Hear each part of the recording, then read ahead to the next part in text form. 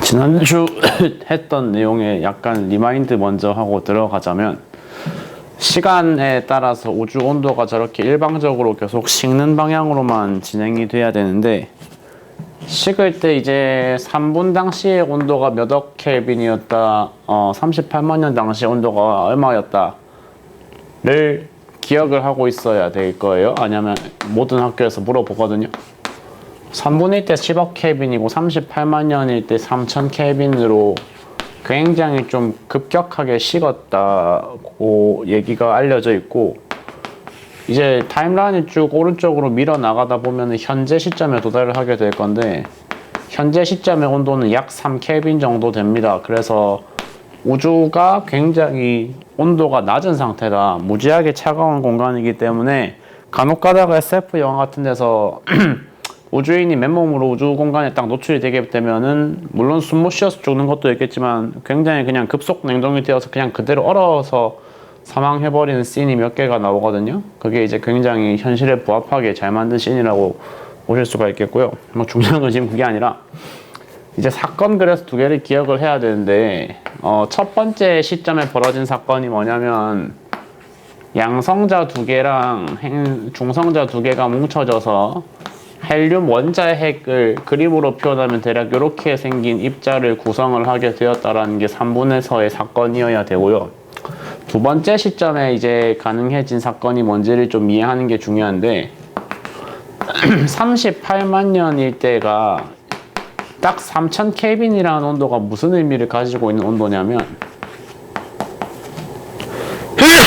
그 이전까지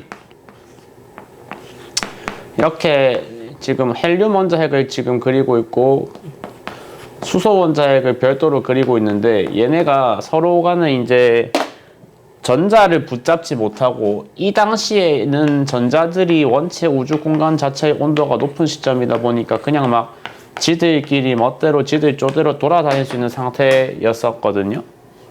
근데 이제 전자의 특징이 또 뭐가 있냐면, 전자들은 빛의 진행을 가로막을 수 있는, 빛의 진행을 이렇게 방해할 수 있는 특징들을 가지고 있어서 38만 년 이전까지는 우주 공간에 빛이 돌아다니고는 있었지만, 그 빛들이 자유롭게 이렇게 분산되지 못하고 뭐 자기가 가고 싶은 공간으로 흩어지질 못하고 전자에게 방해를 받고 있었던 시점이었다면, 38만 년이 딱 지나고서부터는 헬륨 원자핵과 저 수소 원자핵들이 각자 자신에게 맞는 만큼의 개수의 전자들을 붙잡을 수 있는, 전자들이 더 이상 나대지 못하고 깝치지 못하고 원자핵에 딱딱 들어가줘야지 되는 시점의 온도가 되었기 때문에, 이때부터는 이제 저 빛들이 전자에게 방해를 받지 않고서 자기가 원한다면 쭉 이렇게 직진을 할 수 있는 조건이 마련이 되었다. 그래서 우주 공간을 향해서 이 빛들이 전반적으로 다 방출이 되었다 라고 얘기를 하고, 저때 방출된 빛의 정체를 우리가 뭐라고 부르느냐면은 우주 배경 복사라고 부릅니다. 우주 배경 복사.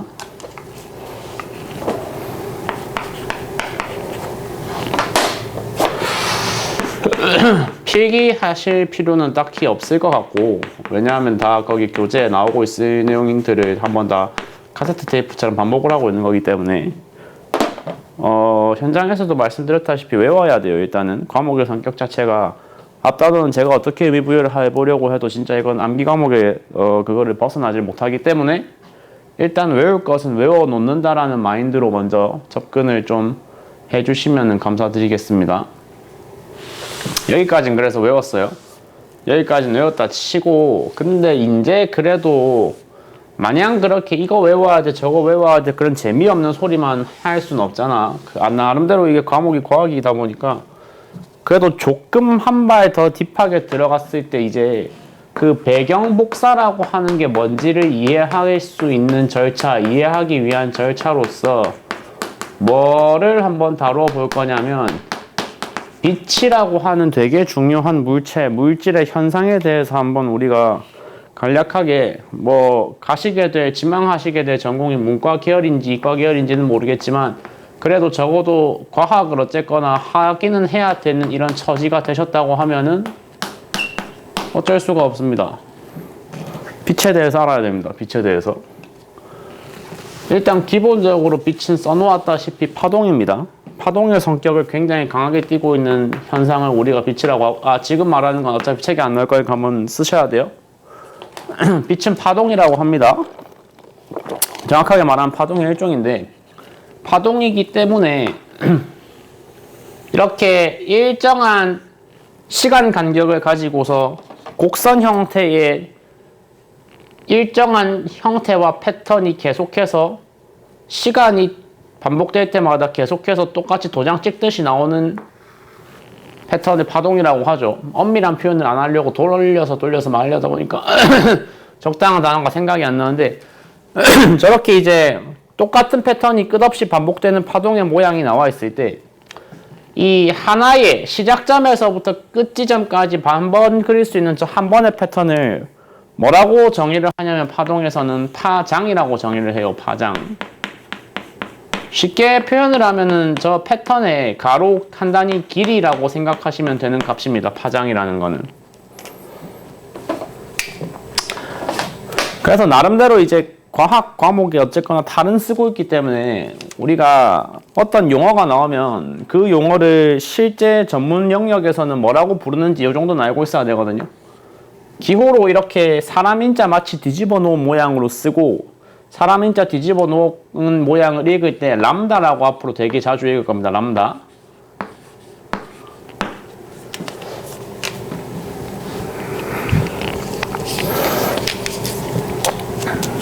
자, 여기서 이제 뭐 되게 간단한 얘기 한 개 할 건데 상식에 약간 부합하는 얘기. 뒤에 스펙트럼과 관련된 내용을 진행을 하면서 한 번 더 얘기가 나오겠지만 우리가 일반적으로 지금 이 이제 방 안에도 형광등이 켜져 있고 밖에는 햇빛이 지금 날씨가 비록 흐리지만 어쨌거나 해가 떠 있기 때문에 바깥에 갔을 때는 가로등에 의존하지 않아도 지금 길을 걸어 다닐 수 있는 그런 환경이 마련되어 있을 거란 말입니다.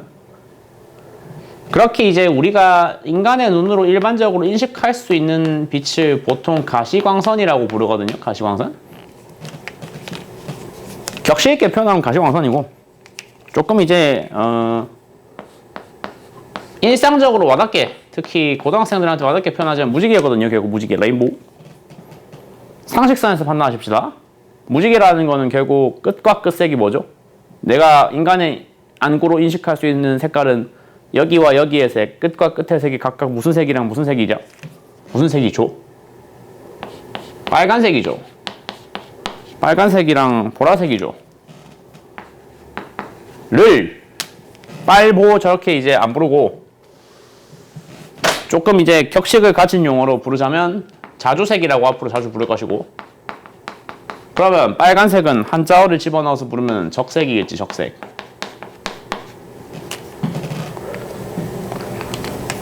나름대로 이렇게 단어를 좀 추적해 가면서 뭔가 텍스트를 글을 읽는 그런 좀 버릇 습관들이 들어있으면 의외의 지점에서 재발견을 하면서 이거 생각보다 괜찮네, 재밌네 이런 체감들을 할 기회가 되게 이제 많이 생길 수가 있거든요. 약간 이제 그 정도 추론은 또 해보면 좋은데 세상에 존재하는 빛들은 그럼 전부 다 눈으로 볼 수 있는 가시광선이라는 것만 존재를 하겠는가 할까? 아니라는 거지. 아니라는 겁니다. 있어요. 당연히 뭐가 눈으로 볼 수 없는 광선들이 있어. 눈으로 인식할 수 없는 광선들이 있고 우리는 그런 거를 앞으로 비가시광선이라고 부를 거야. 비가시광선. 비가시광선의 대표적인 사례들 몇 가지는 이제 외워. 이것도 뭐 재밌는 내용이긴 하지만 어쨌거나 외우긴 외우셔야 되는데 가장 대표적인 두 개를 지금 바로 왜 어원이 그런지와 함께 지금 말씀을 드리고 있어요. 실제로 여기 이 자주색 가시광선 바로 옆에 있는 빛은 어원이 실제로 이렇습니다. 자외선, 자주색의 살짝 바깥에 있다 그래서 자외선이라 그러고 그러면 이제 여기도 적색의 살짝 바깥쪽에 있다 그래서 적외선이라고 하는 거겠죠. 지금 내가 이 그려놓은 가시광선에 나타내는 이 밴드는 가로축에 들어가는 게 뭐냐면 파장값이 들어갈 거거든요. 파장값. 그러니까 이쪽이 파장이 상대적으로 좀 짧은 쪽이고 이쪽이 상대적으로 파장이 긴 쪽에 해당한다고 생각을 하시면 되는데 한 발 더 나가야 돼요. 여기서 이제 그래서 자주색과 자외선이 기본적으로 파장이 되게 짧은 영역인데 반해서 적색 계열과 적외선에 해당하는 빛들은 파장이 매우 긴 영역의 빛들입니다. 근데 그 파장이 길고 짧다라는 것과 함께 반드시 엮여서 나오게 되는 특징들이 표현들이 뭐가 있을 거냐면 상식적으로 생각을 해봐요. 뭐 올리브영 같은 데 가가지고 이제 선크림을 구매를 해서 외출할 때 바르는 게 왜 발라요? 왜 발라야 돼? 선크림을 바르는 목적은 전부 다 내 피부를 누군가로부터 보호하기 위해서인데 살면서 적외선으로부터 피부를 보호하기 위해서 뭘 바른다는 말 들어본 적? 미친놈이죠. 미친놈이고 그 선크림을 바르는 이유는 항상 다 전 세계 모든 사람들이 공통적으로 뭘 차단하고 싶어서 전부 다 얘를 내 피부에서부터 좀 방어를 해내고 싶어서 내 피부가 얘하고 직접 닿으면 피부가 빨리 노화되기 때문에 주름이 생기기 때문에 그것을 방지하기 위해서 바르는 게 자외선 차단제란 말이에요. 그러니까 파장 짧은 쪽에 해당하는 애들이 기본적으로 세기를 따진다면 되게 강하다는 얘기를 할 수가 있겠죠. 일반화해서. 상대적으로 파장 긴 쪽이 훨씬 더 빛의 세기가 약할 겁니다. 요거 잘 기억하십시오. 요거. 지금 오히려 이 얘기가 더 내가 생각하기엔 더 즐겁고 더 재밌는데 그래서 빛의 기본 특성, 기본 분류 파장에 따른 세기의 분류를 할 수 있었다라고 하면은 이제 그 다음 단계로 사실 적외선이 그렇다고 가장 약한 빛이었냐 하면 그게 아니란다 해서 시작을 할 거예요. 적외선 말고도 적외선보다 더 오른쪽 영역, 적외선보다 더 파장이 길고 그래서 적외선보다 더 세기가 작은, 세기가 약한 빛들도 지금부터 몇 가지를 더 소개를 할 건데 다 외울 필요는 없고 그냥 제일 끝부분에 존재하는 빛들 가운데 가장 약한 빛 중에 하나로 뭐가 있냐면 우리가 흔히 뭐 방송이나 라디오 같은 것을 이용하고자 할 때 방송국에서 우리한테 쏴주는 전파가 가장 오른쪽 제일 약한 계열의 빛 중에 하나로 들어간다는 거를 기억을 해 주시면 되겠습니다. 왜 그래야 될까요? 왜 그래야 되냐면 여기 이제 다시 본래 주제로 돌아가서 재미없는 주제로 돌아가서 배경 복사라는 거는 그러니까 38만 년에 전자가 원자핵과 붙잡혔을 때 전자가 원자핵에 붙잡혔을 때 뭐 다르게 표현하면 전자와 원자핵이 서로 뭐가 됐을 때 결합이 되었을 때 이제 더 이상 전자로부터 방해를 받지 않게 되었기 때문에 사방팔방으로 자유롭게 빛들이 방출된 현상이 저 38만 년대고 이때 방출된 빛을 지금 배경 복사라고 얘기를 하고 있는 거거든요. 근데 이제 저 빛이 방출되고 나서도 이 방출이 일어났던 공간 자체는 시간이 지남에 따라서 계속해서 뭐가 되고 있다는 얘기니까 계속해서 끝없이 팽창을 거듭을 지금 하고 있다라는 얘기였기 때문에 그러면 저때 38만 년 때 방출된 빛들도 점점 시간이 지나면 지날수록 팽창되는 우주는 그에 비례하여 온도가 계속 내려가야 되지 않습니까? 온도가 계속 내려가야 되기 때문에 그 공간을 타고 퍼지고 있는 빛 자체의 온도도 뭐가 돼야 된다는 얘기입니까? 빛 자체의 온도도 같이 낮아져야 돼요. 빛 자체의 온도가 같이 낮아져야 돼요. 빛 자체의 온도가 같이 낮아진다는 게 무슨 말이냐면 빛의 세기가 굉장히 많이 약해진다는 얘기입니다.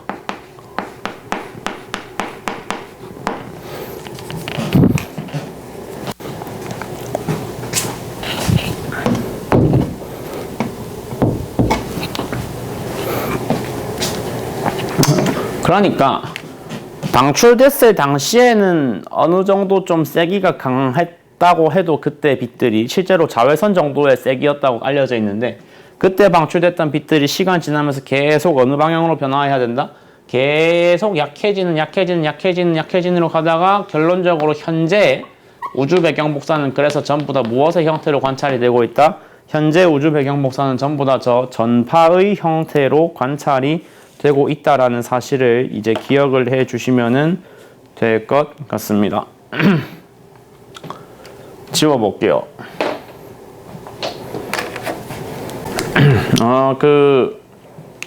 빅뱅이라는 대단히 좀 지루하고 재미없는 주제를 한번 쫙 들어주시면서 줄기를 정리를 잘 해주시는 게 좀 중요한데, 토론 과정에 참여하신 분들이 일단 이쪽을 자신의 주장을 이기게 만들었던, 관철시켜서 통과시킨 사람을 지금 가모프라고 얘기를 하는데, 역사에서는 그 가모프를 서포트를 해준 두 명의 사람의 이름을 알아주셔야 되고, 가모프의 이론을 증명하는 데 큰 역할, 큰 도움을 했던 사람이 지금 펜지어스랑 윌슨이란 말입니다. 이 두 사람이 바로 아까 얘기했던 전파의 형태로 관찰이 되면서 전 우주를 돌아다니고 있다고 하는 그거, 우주 배경 복사를 실제로 실험적으로 제일 처음 관찰해 주신, 과학자라고 부르긴 좀 그렇고 엄밀하게는 엔지니어 분들이거든요. 이제 그래서 증거가 몇 개가 있다고 얘기를 저번에 했었냐면, 기본적으로 증거가 두 개가 있어야 되는데, 순번을 따지자면 우주 배경 복사는 엄밀히 두 번째 증거입니다. 두 번째 증거. 그러면 첫 번째 증거는 뭐가 있었냐 하면은, 첫 번째 증거는 가모프가 발견을 한 거는 아니고 예측을 했었습니다. 예측. 이게 내가 죽고 나서 한참 시간 지났을 때는 아마도 내 예측이 맞는 것으로 드러날 것 같다라고, 뭐 유언은 아니지만 비슷하게 이제 이런 게 있을 거야라고 세상에 알리고 나서 이제 눈을 감으신 분이 가모프다, 이렇게 생각을 하시면 되고, 그래서 이제 이분이 그때 주장하셨던 나중에 나올 수 있는 증거, 나중에 기술이 발전해서 나올 수 있는 증거가 뭐냐면, 그게 바로 그 3분의 1때 기억하셔야 돼요. 3분의 1때 만들어진 수소와 헬륨의 질량비가 몇 대 몇이었다는 사실, 수소 헬륨 질량비 3대 1이라는 사실이 가모프에 의해서 제일 처음 제시되었던 증거 목록 1번이다 생각을 하시면 되는데, 여기서 그 생각 한번 해볼게요. 그 생각. 뭐 간단한 퀴즈. 어떻게 발견했을까요? 우주에 분포하고 있는, 우주에 현재 존재하고 있는 수소라는 애가 있어. 헬륨이라는 물질이 있어. 근데 그 두 물질의 질량의 비율이 대략 3대 1이래. 를 무슨 방법으로 알아냈을까요? 우주인이 우주복 입고 나가서 직접 공간 다 돌아다니면서 채취를 해봤겠죠. 수소랑 헬륨을. 말도 안 되죠. 뭐를 안 했을 거라고, 이거. 직접 채취, 직접 관찰, 이런 방법들 자체가, 메소드 자체가 불가능했을 거라고. 상식적인 얘기잖아, 상식적인 얘기. 그럼 직접 돌아다니면서 채취하지 않았어. 직접 돌아다니면서 물질을 관측하지 않았고 검증하지 않았어. 과학이라는 과목은, 과학이라는 영역은 약간 이런 구조로 보통 흘러가게 돼요. 그래서 직접 뭘 못해. 직접 관측할 방법이 마땅치가 않아. 직접 관측하기가 좀 어려워. 그럼 뭐 해야 돼? 아씨, 뭘 어째. 손 놓고 있을 수는 없고, 대신 뭐 간접적으로라도 뭔가 비벼봐야지. 간접 관측이 가능한 도구들을 항상, 그래서 누가 얼마나 스마트하게 잘 개발을 할 수 있느냐, 또 사실은 되게 중요한 과학자로서의 덕목입니다. 과학자로서의 덕목. 그러니까 지금 문제가 되는 게 뭐냐면, 직접 돌아다니면서 수소 헬륨을 채취해서 관측할 방법이 없는 거잖아요. 없는 거. 저게 굉장히 센 증거로 활용이 되겠다는 건 알겠는데, 그걸 직접 알아낼 방법이 없는 거란 말이야. 그래서 개발한 간접 관측 도구가 뭐냐면, 페이지가 지금 교재 페이지가 25쪽에 나오고 있는 그 스펙트럼이라고 하는 굉장히 의미 있는, 굉장히 도움 많이 되는 도구의 등장이 바로 우주의 저 질량비 3대 1을 관측하는 데 도움을 줬던 도구가 됩니다. 스펙트럼. 간접 관측 도구 스펙트럼. 그게 뭔지를 한번 자세하게는 아니고 간략하게 얘기를 한번 또 해보도록 할게요. 일단 거기 교재에 보시면 스펙트럼의 종류라 하는 것이 현재 세 가지로 분류가 되어서 나와 있을 건데, 제일 처음에는 연속 스펙트럼이라는 게 나와 있고, 그 아래 하위 분류에 지금 선 스펙트럼 두 개로 갈래를 나눴을 때 방출 스펙트럼이라는 거랑 흡수 스펙트럼이라는 거 총 세 가지 분류로 지금 제시가 되어 있거든요.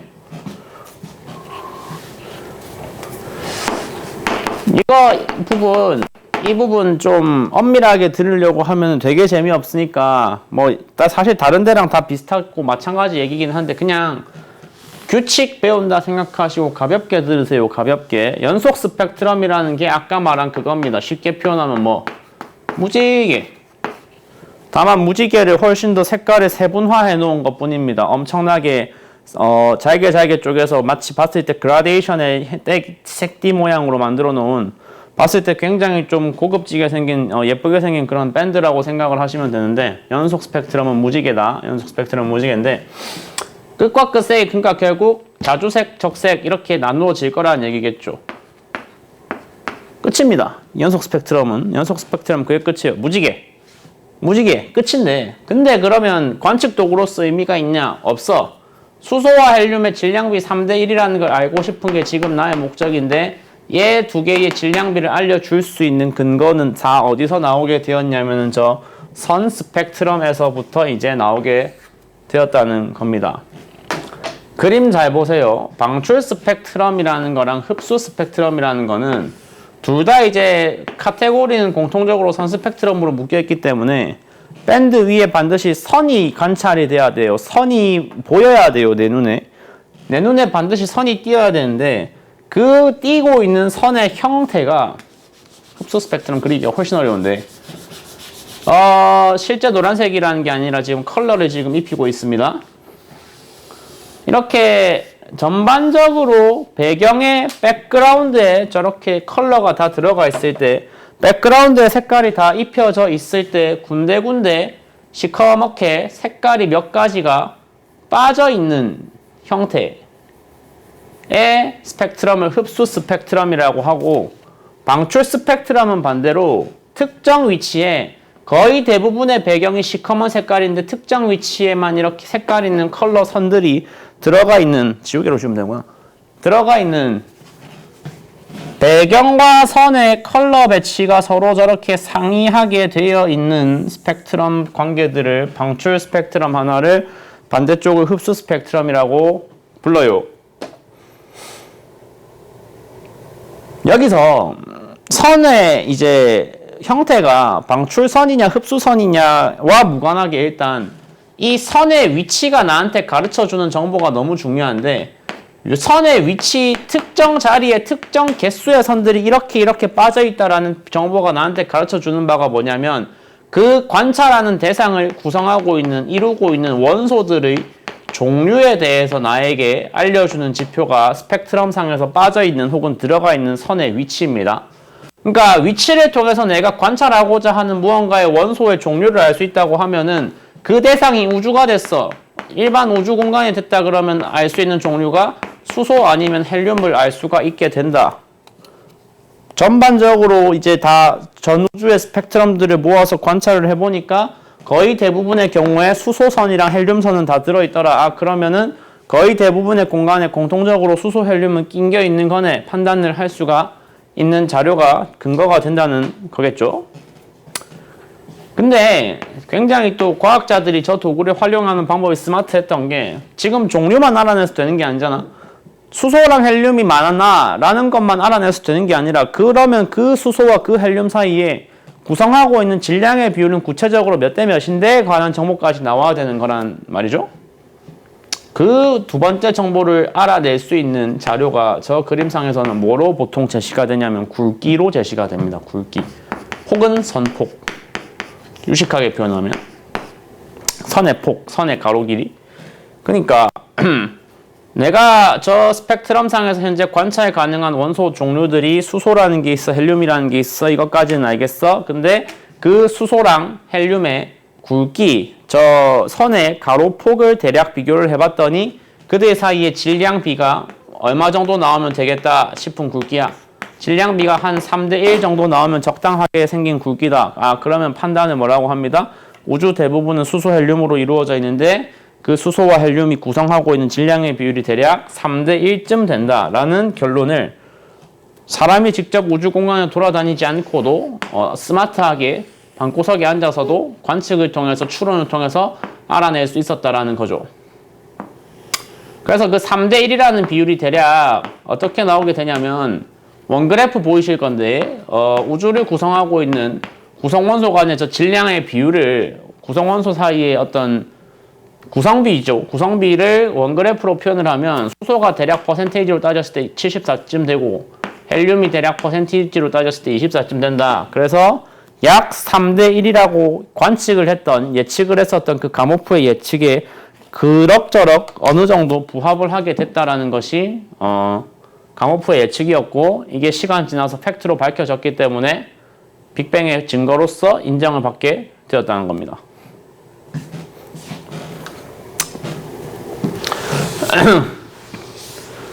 스펙트럼은 들었을 때 재미가 없었을 거라고 생각이 듭니다. 여기까지 얘기를 하는 거는 그냥 딱 암기 과목스럽게 그리고 시험에 나올 것 위주로 나올 내용 위주로 딱 암기 과목스럽게 이거 외워 저거 외워 하고 넘어갈 수준의 얘기를 했던 거고 조금 그래서 오버하는 감이 없지 않지만 살짝 들어가 볼게요. 여기서 조금 더 의미 있게 조금 더 과학적으로 할 얘기가 한두 개가 더 있어요.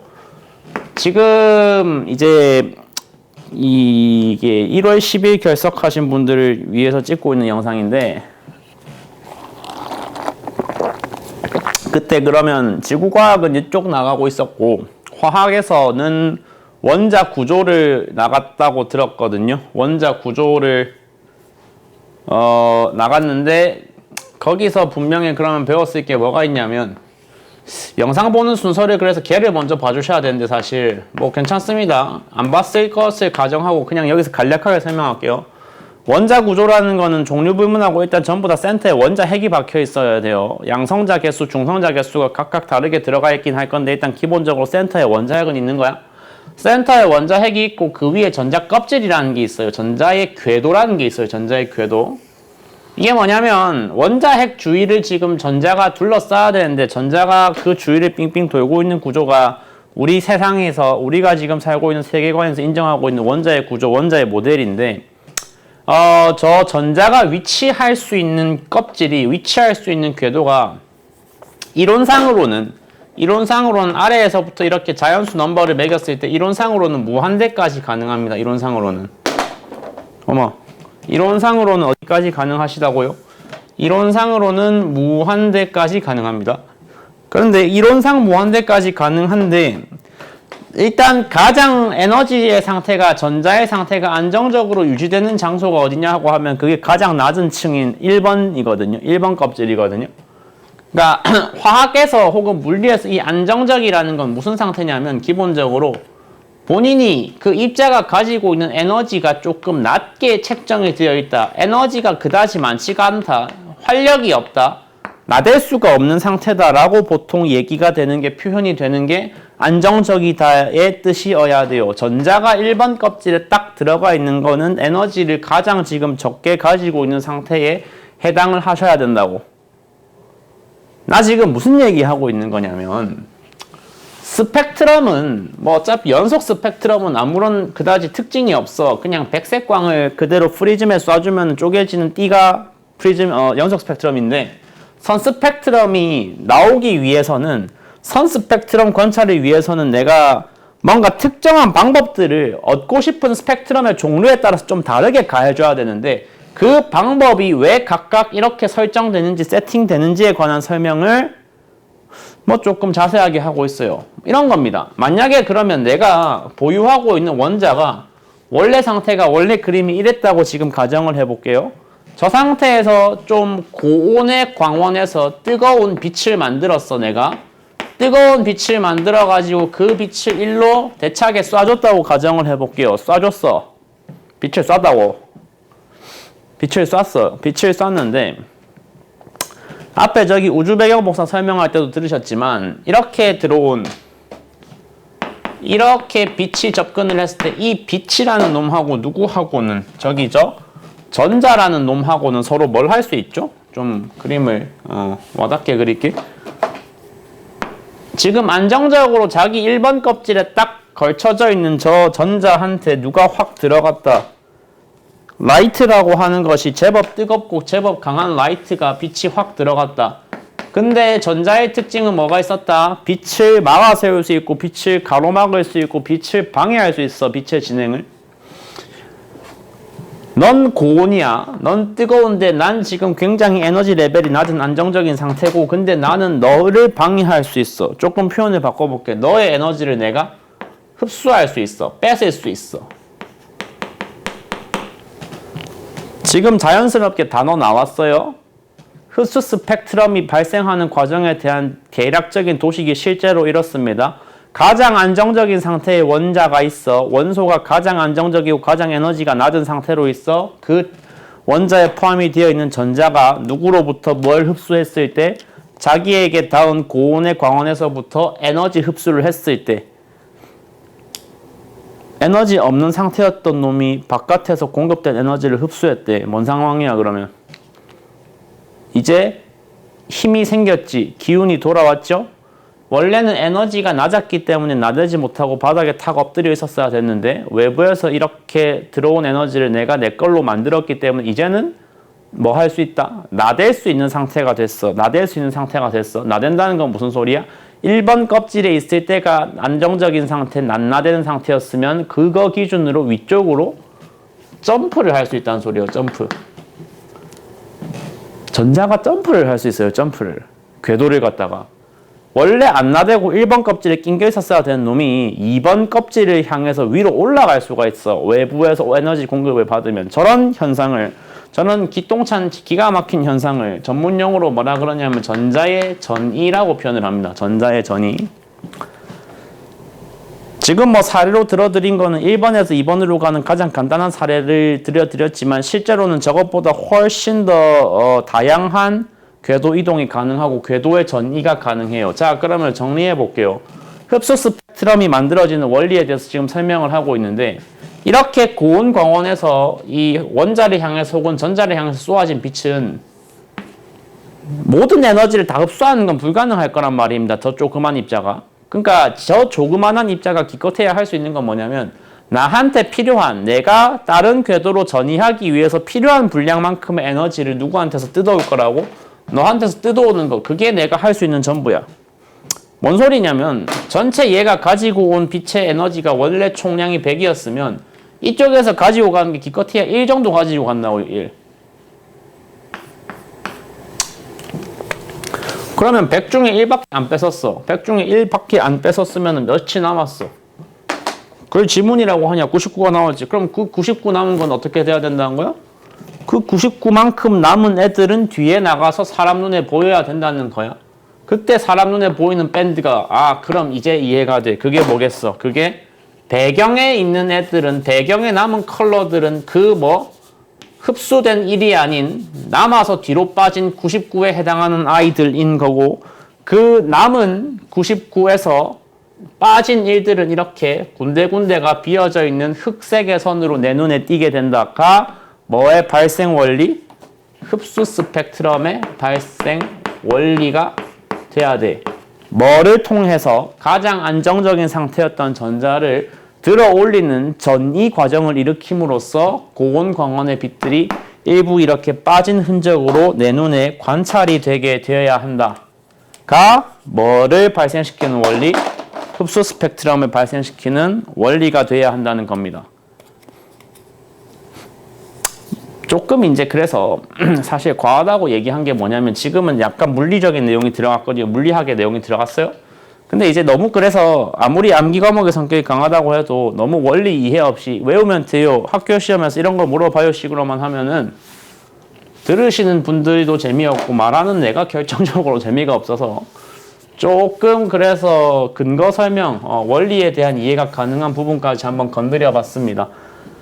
혹시나 좀 받아들이는 게 어렵다 그러면 한번 다시 반복 재생 해보시는 거 추천을 드릴게요. 요거 알고 있으면은 내신 시험에 막상 나오진 않더라도 수행평가에서라도 되게 이제 쓸말이 좀 생길 거란 말이에요. 너도 이런 것도 알고 있니? 하고 선생님이 좋아하실 수도 있거든. 원리를 이해하셨으면 근데 편한 게 그 뒤에는 그냥 원리를 조금 방향만 가공해서 방향만 각색해서 적용하는 방식으로 진행하면 돼. 그러니까 선 스펙트럼이라는 건 결국 발생 원리가 다 비슷할 거란 말이에요. 뭐에 의해서 발생한다? 선 스펙트럼 중에 방출 스펙트럼은 흡수 스펙트럼이랑 반대되는 원리로 발생하겠지. 반대되는 과정으로 발생하겠지. 근데 그 반대되는 과정이 뭐겠어? 결국 얘도 전이란 말이야. 전이. 껍질이 있어. 1번 있어, 뭐 2번 있어. 반대로 간다 그랬잖아. 반대로 움직이는 과정으로 지금 내가 한 개 더 그림을 보여드릴 거라면 당연히 어떻게 가겠어요, 걔네가. 아까는 출발할 때가 1번에 끼어 있어서 안정적이어서 나대지 않았던 전자가 에너지 받아서 올라간다 순서였으면 지금은 나대고 있는, 이미 에너지가 많은, 이미 들떠 있고 이미 이제 에너지가 기운이 충만한 위쪽에 찍혀 있는 전자가 있어.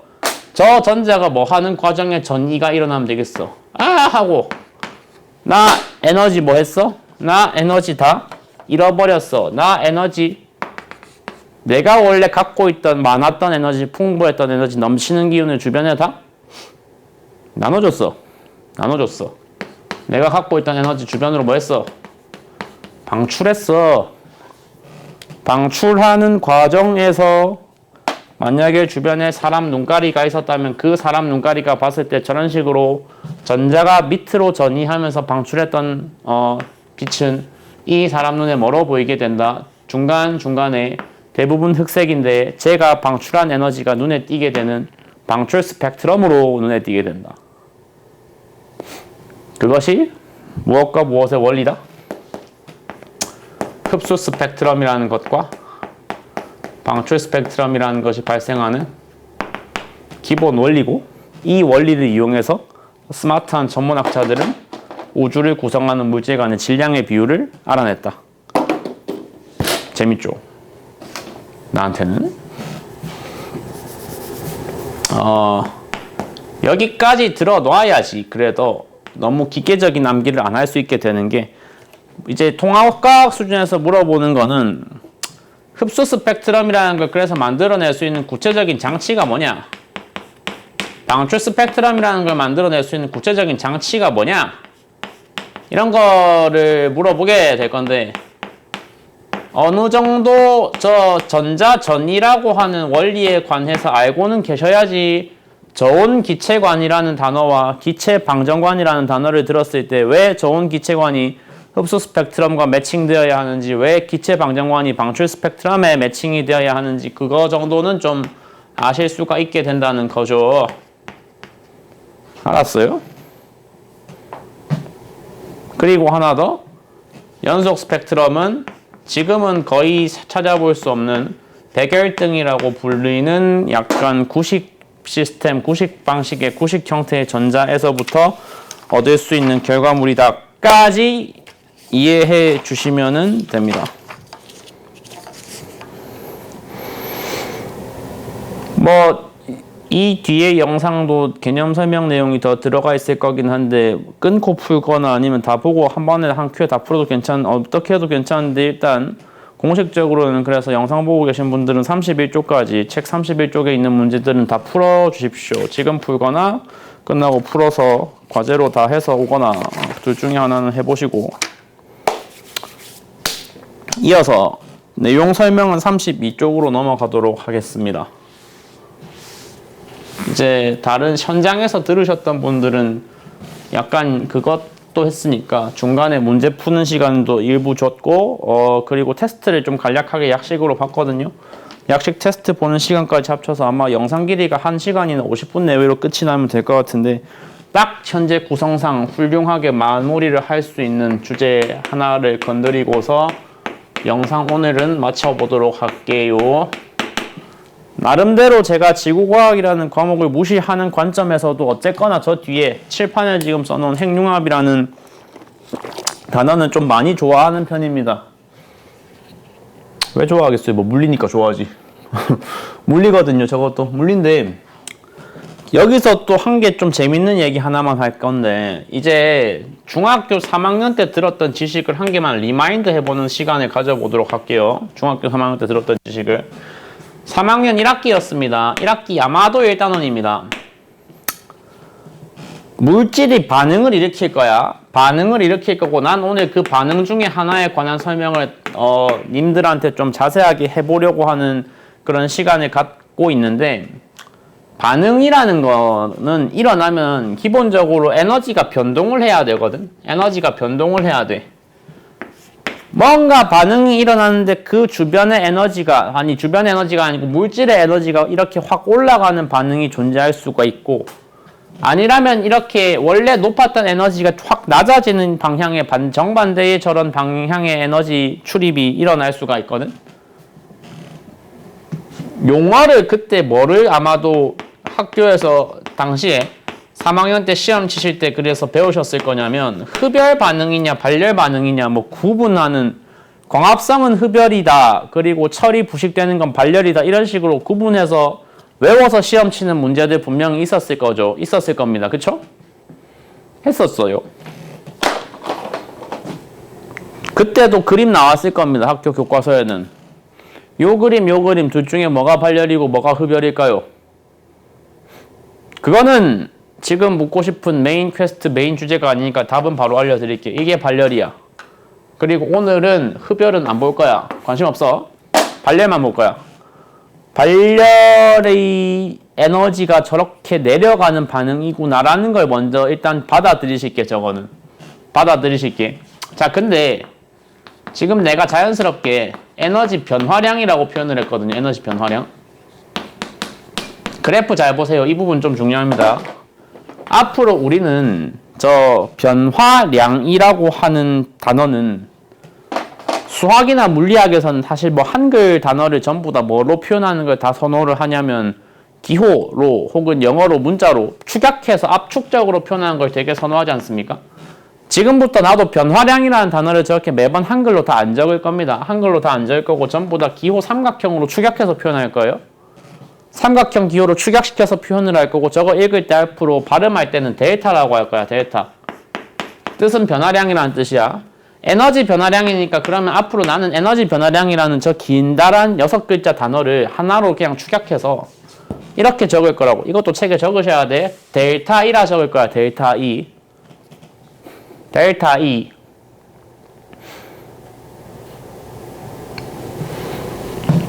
이 그림상에서 느낌적으로 그냥 보고 뉘앙스로 판단하셔봐요. 델타 E는 이게 지금 에너지가 낮아졌나요? 높아졌나요? 그걸 질문이라고 하냐. 눈 있으면 당연히 알겠다. 낮아졌지, 새끼야. 낮아졌지. 에너지는 낮아졌지. 누가 봐도 알겠다고. 낮아졌어? 한글 단어로 낮아졌다라고 표현되는 거를 이걸로 꽂혀서 해봐. 델타 E가 뭐야, 그러면? 델타 E의 부호에 대해서 물어볼 거야. 델타 E의 부호가 양수야, 음수야? 델타 E의 부호가 음수야. 잘 이해 안 되면 숫자 대입해 생각해봐. 원래 에너지 레벨이 3이었어. 나중에 1이었어. 그럼 변화량 얼마야? 변화량 얼마기는 1에서 3 빼서 마이너스 2지. 간단하게 숫자 대입하면 납득될 것 같거든. 그러면 델타 E가 지금 음수가 찍힌다는 게 기본적으로 뭐의 수학적인 표현이어야 된다, 앞으로? 델타 E가 음수가 찍힌다는 게 수학적으로 뭐의 표현이어야 된다, 앞으로? 발열 반응이라는 거의 수학적인 표현이어야 됩니다. 발열 반응의 수학적인 표현은 델타 E가 음수여야 됩니다. 알겠죠? 여기서 제가 뭐 지난주 오프닝 강의 때는 되게 헛소리를 좀 했잖아요. 사실 뭐 좀 예능적인 요소를 넣으려고 노력을 한 셈인데, 아인슈타인 우유 팽창 아인슈타인 우유 이 헛소리 하면서 이분의 이름을 되게 좀 예능적으로 소모한 느낌이 있는데, 사실 엄밀하게 따지자면 인류 역사상 가장 위대한 업적을 세우신 과학자이신 거고, 여러 가지 업적이 있는데 그 중에 대중에게 가장 유명한 하나를 소개하라 그러면 이거거든. E는 mc제곱, E는 mc 스퀘어라고 영어로 발음하는 방정식이 있어. 여기서 E가 에너지를 뜻한 항일 거고, 앞으로 M을 질량이라고 부를 거야. 그리고 C를 앞으로 광속이라 부를 거야. 광속. 빛의 속력이란 뜻이지. 빛의 속도. 니네가 뭐 그 내용까지 아마도 건드릴 것 같긴 한데, 통과가 계속 진행이 되다 보면 우리가 현재 살고 있는 세계관 속에서 현대 우주 안에서 광속값은 기본적으로 고정값으로 봅니다. 안 변합니다. 상수로 봅니다. 상수. 고정값입니다. 앞으로 취급할 때 C를. 광속은 앞으로 고정값으로 볼 거야. 어쩌라고? 한번 E는 mc제곱이라는, 그러면 저 수식안에다가 한번 이런 작업 해볼게. 앞에 델타 달아봤어? 변화량을 달아봤어? 변화량 기호를? 델타라는 기호를 저 대문자 E 앞에 달게 되면 변화량이라는 뜻을 담고 있는 쟤는 사실 영향을 미쳐야 돼요. 어디에?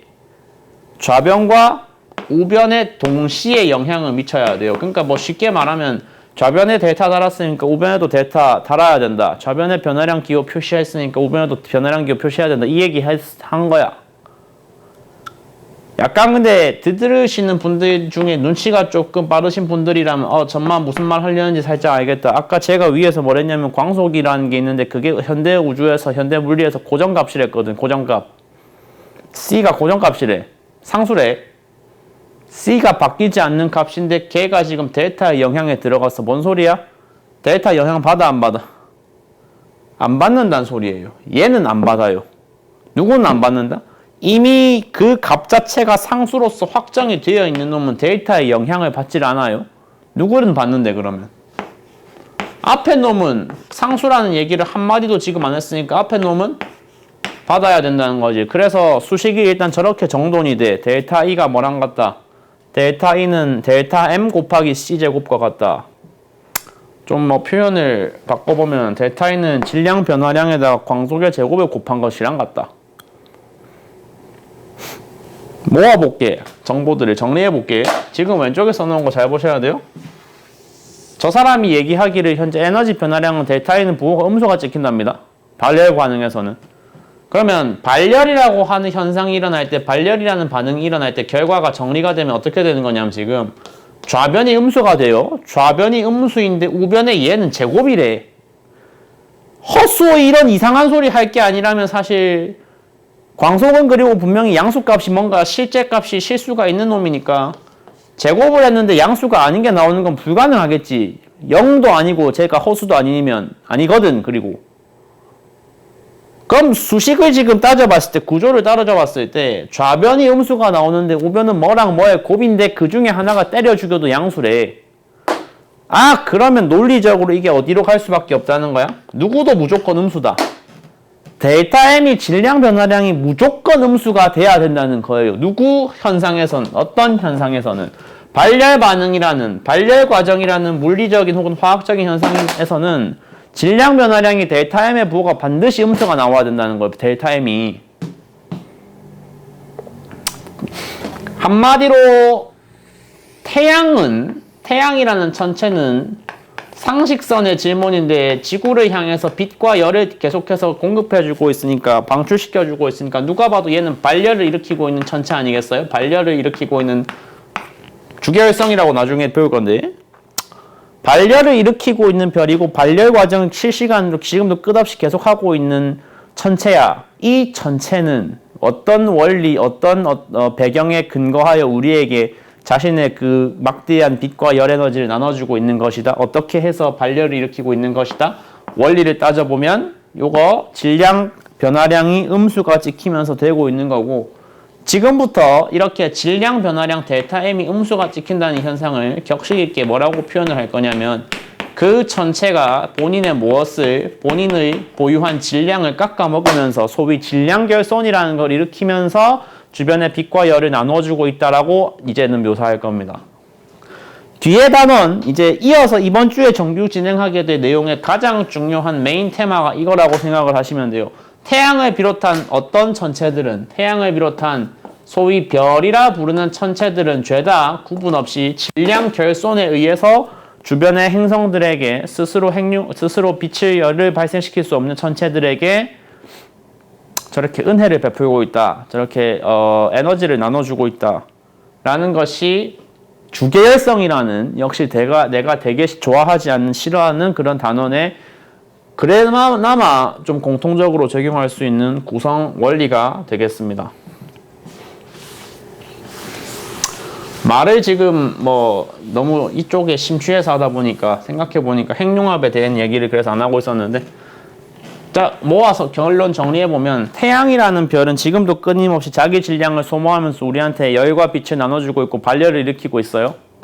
그 발열을 일으키고 있는데 발열을 일으키는 배경이 뭐냐면 질량의 결손이고 그러면 태양이라는 건 구체적으로 어떤 현상을 통해서 어떤 질량 개선을 통해서 우리한테 열을 공급해주고 있는 거냐 물어보면 이 시간에도 이 순간에도 실시간으로 태양 내부에서는 수소 알갱이 4개가 헬륨 하나로 전환되는 과정이 일어나고 있고 이 과정에서 에너지 방출이 일어나고 있거든. 발열에 해당하는 에너지가 지금 저기 찍혀 있는 거란 말이야.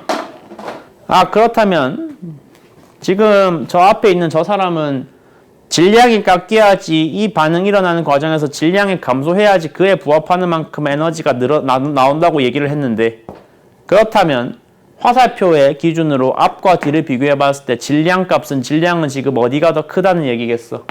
수소 4개를 집단적으로 모았을 때랑 헬륨 하나를 비교했을 때 질량이 어디가 더 크다는 거야?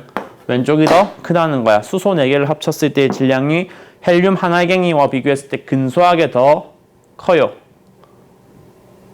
더 크다고. 얼만큼 큰데는 안 물어봅니다. 그것까지는 안 해도 되고 크다는 것만 알고 계세요. 그래서 일단 여기까지 정리를 하시면 32쪽을 아직 시작 안 했어요. 32쪽에 들어가게 될 굉장히 좀 암기 볼륨 높은 내용의 기본이 되는 어떤 내용까지는 설명을 했습니다. 이게 이제 사람 없는 데서 압축적으로 쫙 진행하는 식으로 녹화 강의를 찍고 있다 보니까 다소 소흡이 빨랐을 수도 있는데 정리 한번 잘 해주시고, 그래서 문제 풀 거 풀고 주말에 다시 와주시면 되겠습니다. 감사합니다.